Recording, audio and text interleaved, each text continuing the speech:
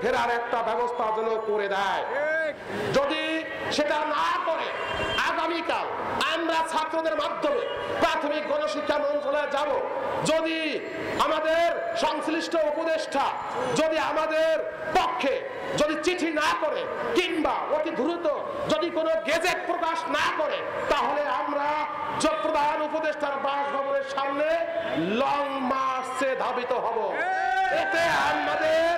এতে আমাদের জীবন গেলেও আমরা জীবনকে নিয়ে পরোয়া করব না, আমরা মৃত্যুকে নিয়ে পরোয়া করব না।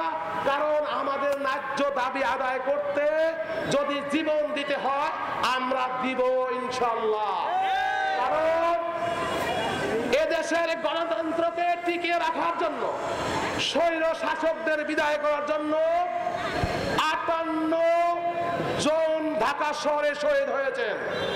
এর বেশি ঢাকার বাইরেও অনেক ছাত্রদের লাশ করেছেন তাদের ন্যায্য দাবি আদায় করার জন্য।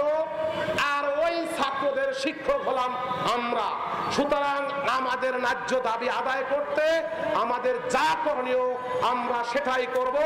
আমাদের এই কর্মকাণ্ডে করতে আমাদেরকে বাধ্য করাবেন না।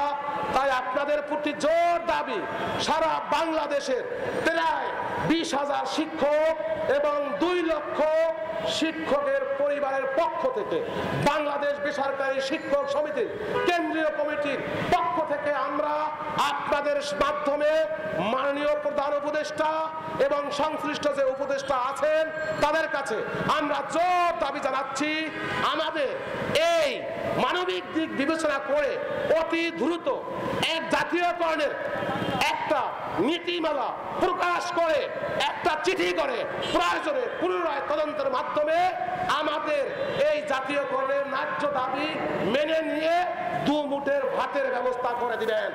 আমরা শিক্ষক, আমরা কেন আজ এই রাস্তায় প্রায় 1.5 যুগ পর্যন্ত থাকবো? তাহলে যদি সেই স্বৈর শাসক যে বৈষম্যটা তৈরি করে গেছেন সেই বৈষম্যটাকে যদি আপনারা আবার লালন পালন করেন, তাহলে আবু ছাইদ এবং মুগ্ধের এই রক্তের কি দেওয়ার কি দরকার ছিল? তাই আমরা চাই এই ছাত্র জনতার আন্দোলনের মধ্য দিয়ে দেশের যে বৈষম্যের নিরসন হচ্ছে, আমরা বিশ্বাস করি আপনাদের এই সংবাদের মাধ্যমে আমাদেরও সেই দীর্ঘদিনের বৈষম্য অবসান হবে ইনশাআল্লাহ।